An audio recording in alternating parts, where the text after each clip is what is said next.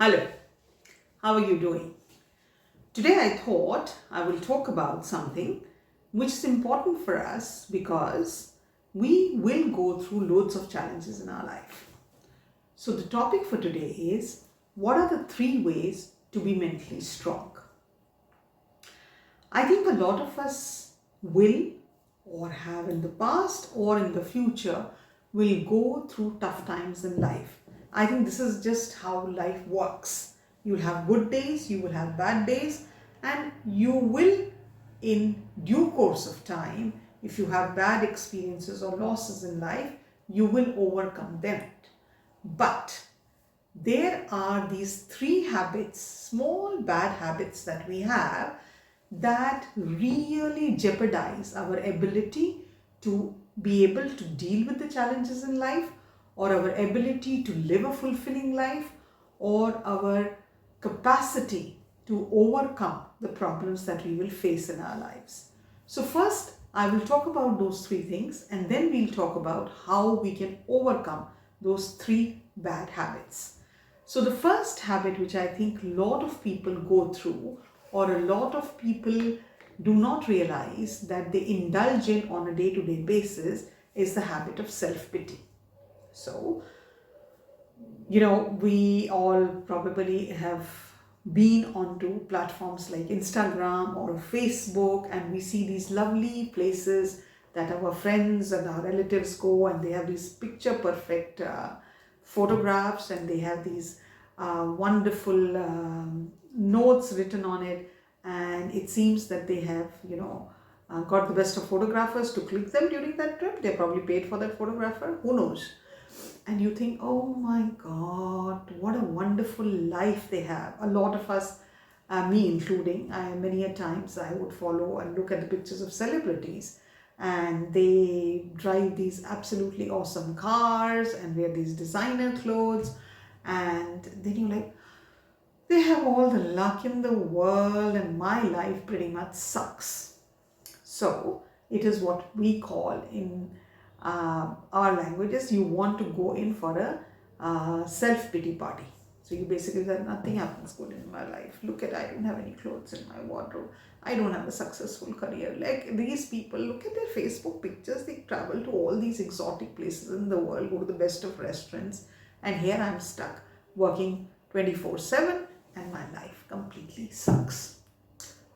Most of us indulge in this self-pity party at least, if not more, once a month. What we don't realize is that self-pity party, that conversation that we have in our brain after being jealous or after being envious of other people, researchers have proved is a mental habit which really destroys our ability to take on challenges in life. So this is the first bad habit we have. The second bad habit that we have is, we will constantly give our power away to others. So what happens is that, let's say I have a very challenging boss at my workplace. So I'll be like, oh, that boss of mine, he really ruins my day, because he probably has the habit of shouting or screaming or looking at one bad thing that you did and missing out on the 99 other things that you did, and you let his behavior influence you. You do not control the response of his bad behavior. You just indulge in his bad behavior, and you basically shrug your shoulders and say, oh, I have the worst boss in the world. My life is not going to change. This is a miserable situation. This is giving your power away. Or you have a colleague, or you have a friend, you have a partner who tend to indulge in some sort of behavior which really impacts you negatively, and you choose to let it impact you negatively instead of taking charge and saying, okay, they are who they are, but I will do what I need to do to keep my mental strength in a top quality or at a top level. That's the second thing. The third thing a lot of us do is, we have these assumptions, we have this thought process about how the world should be.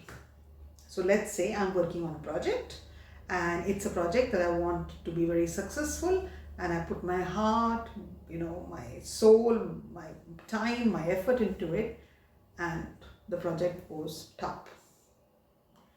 In my mind, I've told myself repeatedly this story: I will work hard, it is going to be perfect. I am making the effort, so it has to be successful. What I don't realize that the road to success is not a straight line. It doesn't go like this.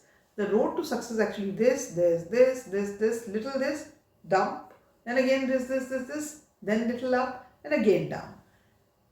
The world does not work or does not owe me anything, that just because I'm putting in an effort, everything is going to fall properly. There will be ups and downs. The road to success is never a straight line forward. And the world does not owe me success or owe me an explanation in any way possible. So indulging in these 3 habits can have a very deep impact on the quality of mental health that you have, or how strong you will be mentally. So how do we overcome these 3 habits? So one of the things that we need to know and understand is, the first thing is, whatever that we may do, being conscious of the fact that if I want to feel self-pity, if I want to be envious of others or jealous of others or not feeling that I have enough, it has far deeper impact in my life than just that momentary feeling of jealousy. Becoming aware, I think, is half the battle won. For you to understand that when you feel jealous of people, when you indulge in self-pity, it has very serious consequences on your mental health. It should be enough deterrent for you to think twice before you next time want to throw yourself a party of self-pity. That is number 1 thing to do, which lot of mentally strong people do. Their level of awareness of how their small habits impact them is much higher than an average person. The second thing that you can do when you feel that you are giving your power away to others, to other relationships, to other people, it could be a mother-in-law, it could be a boss, it could be your child, it could be your husband, it could be your wife, is to understand that whenever people behave in a certain manner, you always have a choice as to how you react in that situation, what your response will be to that person or to that situation. We usually, because we don't indulge in that much of thinking about our behavioral patterns, we are like automotive. Well, you abuse me, I'll abuse you back. You are going to create trouble for me, I'll create trouble back for you. Not realizing that every action of yours has an equal and opposite reaction. How you behave will determine how you feel. If somebody behaves with you in an absolutely ridiculous manner, you could walk out away from it with grace and elegance and peace of mind by telling yourself you don't need to indulge in it. This person is behaving in this manner because this is he or she who they are. They are presenting a side of them which defines them. It doesn't define me. I am going to be elegant, I am going to be graceful, I am going to be peaceful, and I will monitor my behavior. Their behavior is their choice, my behavior is my choice. So being aware that in any given situation in life, you always have a choice how you will respond. I repeat it. In any given situation in life, you will always have a choice how you respond. This is a chance for you to manage your emotions better. This is a chance for you to regulate your emotions better. And you should be grateful for it, because they have presented to you in a situation which is like, how can you even behave like this? So, well, they have behaved that way. How can you react like that? So, the second habit of mentally strong people is they are always aware that they have choices. They always have choices. So that's another thing to keep in mind if you want to be a mentally strong person. The third thing that you need to understand is that mentally strong people do not make assumptions in life. They do not make what we call in Hindi ख्याली पुलाव नहीं बनाते कि अरे मैंने आज ये किया तो कल तो ये होना ही है. वो एक बहुत रियलिस्टिक व्यू लेते हैं लाइफ का. They have a very sensible and a mature approach to life. So instead of saying today I worked for 24 hours and tomorrow I'm going to become the boss of the company, they say I will work consistently on a project in a regular manner with tremendous amount of hard work, but I will keep my expectations of the result in control. The result will come as and when it comes. It's a quintessential Bhagavad Gita philosophy. Do your work and forget about the results. The world does not owe you any explanation. The world is not designed to give you a reward for every action that you do. If it comes, very good. If it doesn't come, that is fine too. So what you have done is enjoyed the process of doing the work. You have taken up a project. You are doing a project. It could be probably a project at home. It could be a project at work. You are not doing it to please someone. You are doing it to enjoy the process of that work. If you get appreciation, very good. You have no expectations of that appreciation.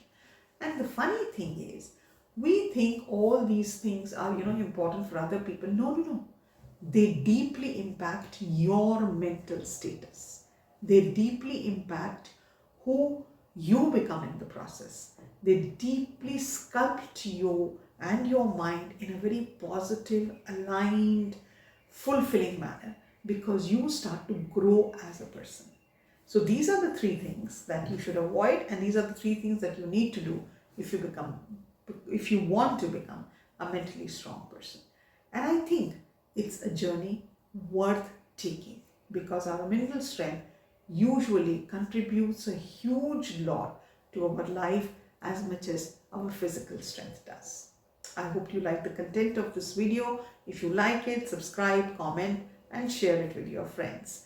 And you can follow me at Dr. Nalini Taneja on Instagram. For this time, this is it. Bye for now.